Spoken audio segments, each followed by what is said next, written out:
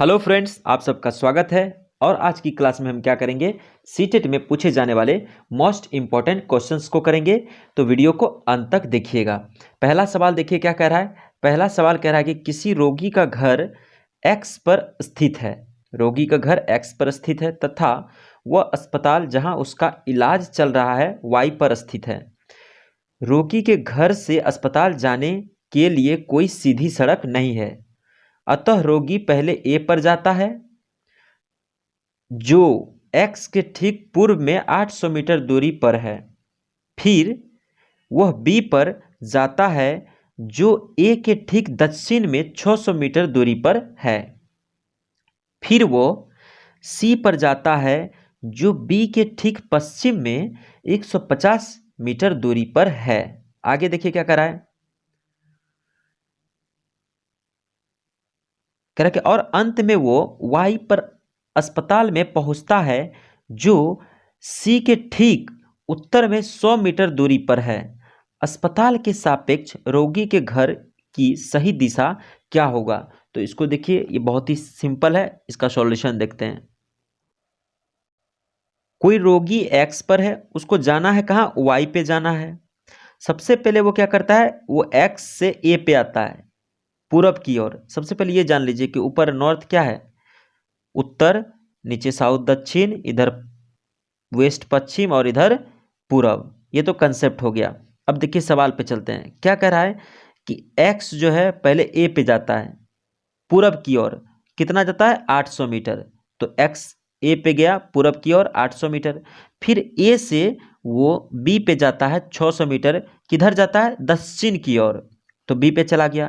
फिर सवाल कह रहा है कि b से वो c पे जाता है। कितना जाता है, 150 मीटर। किधर, तो पश्चिम की ओर। तो पश्चिम की ओर चला गया। फिर कह रहा है कि वो y तक पहुंचने के लिए वो अब क्या कर रहा है, उत्तर की ओर 100 मीटर चल रहा है। तो हम उत्तर की ओर क्या चला दिए, 100 मीटर चला दिए। अब हमसे पूछ रहा है कि y यानी कि अस्पताल के सापेक्ष x की दिशा क्या होगी। तो y से तीर चला दीजिए। तो ये तीर जो चला है किस डायरेक्शन में चला है, एक देखिए उत्तर डायरेक्शन और दूसरा पश्चिम डायरेक्शन में। तो इसका आंसर क्या हो जाएगा, उत्तर पश्चिम। तो उसका आंसर क्या हो जाएगा, उत्तर पश्चिम। ऑप्शन डी हो जाएगा 61 का आंसर। 62 कह रहा है कि अपनी गर्दन को झटके, जहां झटका वाला बात है ना कि झटके से आगे पीछे कर सकने वाला पक्षी है, तो आप क्या टिक कीजिएगा, मैना। जहां झटका वाला वर्ड आए तो आप मैना टिक कीजिएगा, ना कि आप उल्लू टिक कीजिएगा। आगे देखिए कह रहा है कि अपनी गर्दन को पीछे तक घुमा सकने वाला पक्षी। जब पीछे तक घुमा सकने वाला पक्षी कहेगा और इसमें झटका यूज नहीं करेगा तो आप क्या टिक करेंगे, उल्लू टिक कीजिएगा। ब्रेल लिपि का उपयोग दृष्टिहीन व्यक्तियों द्वारा किया जाता है। इस प्रकार की लिपि में मोटे कागज पर उभरे हुए बिंदु बने होते हैं। सही बात है। उभरे हुए होने के कारण दृष्टिहीन व्यक्ति इन्हें छूकर पढ़ सकते हैं। यह लिपि आधारित है 6 बिंदुओं पर। क्या होता है, ब्रेल लिपि पे 6 बिंदु होते हैं, जिसके सहारे क्या होता है कि जिनके पास जो दृष्टिहीन है वो उनको स्पर्श करके, टच करके पढ़ सकते हैं। हमारे देश में ऐसा राज्य जहाँ के ग्रामीण क्षेत्रों, गांवों में भारी वर्षा होने के कारण घर धरती से लगभग 3 से 3.5 मीटर, या तो मीटर में कहिए तो 3 से 3.5 मीटर, ऐसे फुट में कहिए तो 10 से 12 फुट ऊंचाई पर बने होते हैं। इन घरों को बांस के खंभों पर उपयोग करके बनाया जाता है। यह घर भीतर से भी लकड़ी के बने होते हैं। यह राज्य कहाँ का है, ये कहाँ पे, ये असम राज्य है।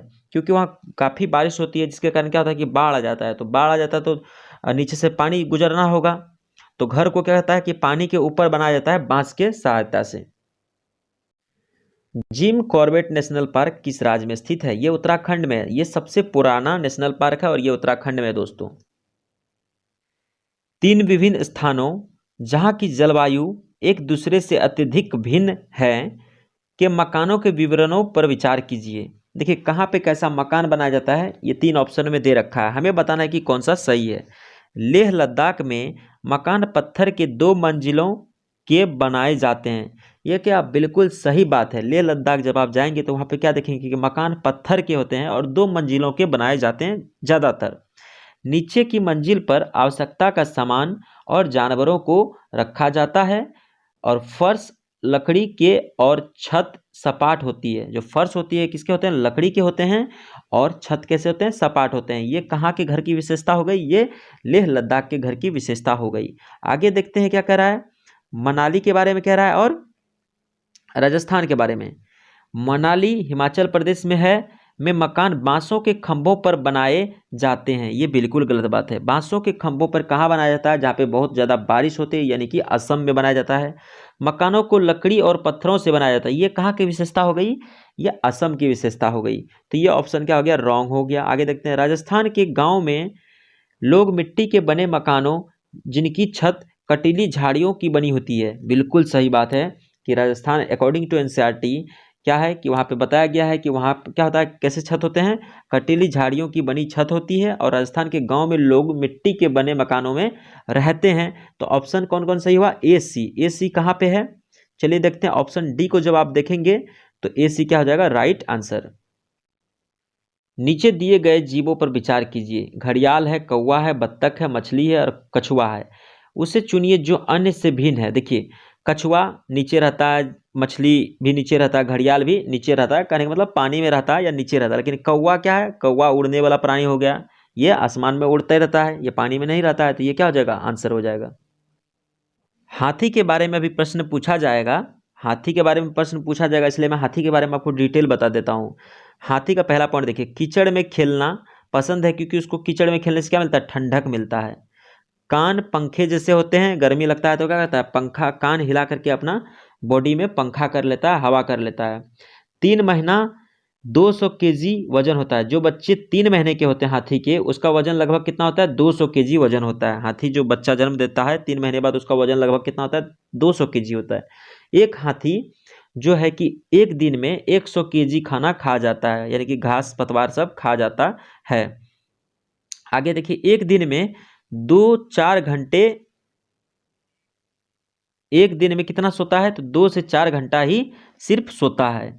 और केवल हथनी और बच्चे झुंड में रहते हैं, ठीक है, हाथी नहीं रहता है। 10 या 12 हथनी होती है, और 14 से 15 साल तक हाथी झुंड में रहते हैं, उसके बाद हाथी झुंड छोड़ के चले जाते हैं। तो चलते हैं अपने प्रश्न पे। हाथियों के बारे में नीचे दिए गए कथनों पर विचार कीजिए। एक झुंड में 20 से 25 हथनियाँ और बच्चे होते हैं। नहीं, कितने होते हैं, ज़्यादा से ज़्यादा 10 या 12 हथनी होते हैं। हाथी 4 से 5 वर्ष की आयु तक ही झुंड में रहते हैं। नहीं, 14 से 15 वर्ष, ठीक है, 14 से 15 वर्ष तक ये झुंड में रहते हैं। तो ये ऑप्शन भी गलत, ये ऑप्शन भी गलत। एक बड़ा हाथी एक दिन में 100 किलोग्राम से अधिक पत्ते और झाड़ियाँ खा लेते हैं। बिल्कुल सही बात है। किसी हथनी के झुंड में सबसे बुजुर्ग हथनी ही सभी फैसले लेती है। ये बिल्कुल सही बात है। तो ऑप्शन सी और डी देखते हैं कहाँ पे है। ऑप्शन सी और डी किसमें देखने के लिए मिल रहा है, ये ऑप्शन सी में है, तो यही राइट आंसर हो जाएगा।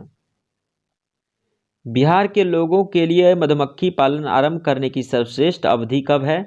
बिहार के लोग जो मधुमक्खी पालन करते हैं, इसकी सर्वश्रेष्ठ अवधि है अक्टूबर से दिसंबर तक, ऑप्शन डी।